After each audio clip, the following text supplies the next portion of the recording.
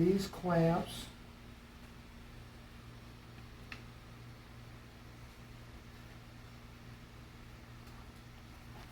go off my sheetrock. Another clamp to hold that in the position. Okay. Now I'm going to use these clamps to hold it vertical.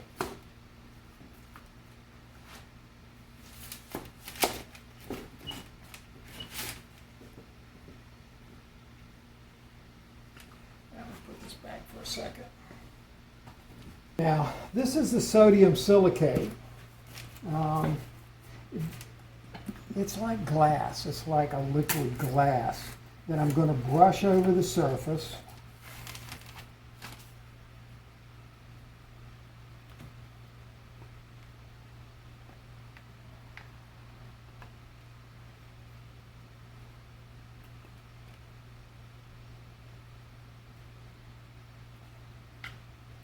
And the brush will just clean up with water. So it's water soluble at this stage. And a little pyrotechnics.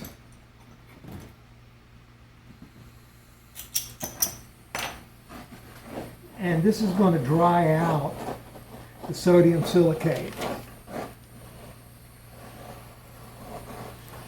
It's amazing how much information you can get from other artists on YouTube, ceramics articles, Ceramics Monthly, other artists sharing their process with you. There's a wonderful arts, ceramic arts community here in Richmond, Virginia. Wonderful people that share their knowledge and skills and passion.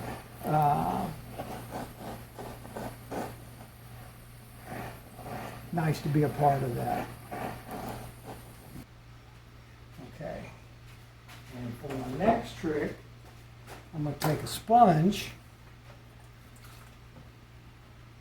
a damp sponge from the inside, and start working it out. And what that does, because the surface is dry, it's going to stretch it.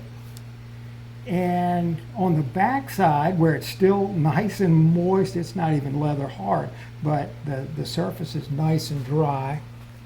And I was first starting to do these pieces, I was drawing in them almost like I would do pen and ink drawings, like my sketches in my sketchbook.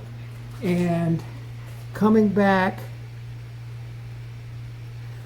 with this way, I get to go random, and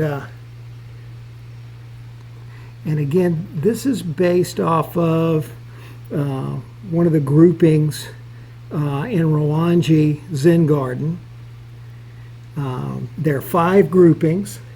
And so I'm stylizing, doing my own version. These look nothing like, what Rwanji look like, but I'm taking the idea of Rwanji and literally expanding it.